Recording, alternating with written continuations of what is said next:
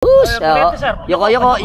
Kita nyo naman ang kuryente. Ayan, ito na lang pong kawad na to ang nag-aano ng kuryente. Matakbo rito.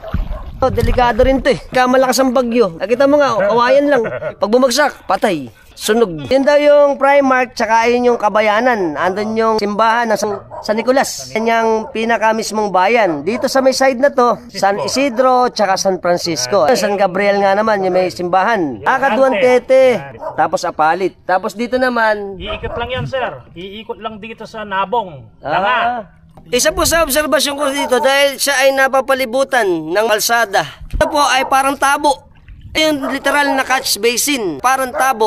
Dahil kung papansinin nyo, dinaanan natin kanina. Punta rito sa Lumpit, may Makabebe. Hanggang paikot nila ay puro to matataas na lugar. Kaya ito po, siguradong lubog talaga. Siguro mas maganda rito yung mga area gaya ng kaila Edge, mababa, gaya ng San Francisco, malagyan sana sila din ng dike. Dahil ito ang magiging protection nila pagka nagkaroon ng taas ng tubig. At isa rin po, mas maganda pa rito kung magkakaroon ng pumping station para ilabas yung tubig papunta sa Pampanga River. Tayo sa video natin, share nyo na rin.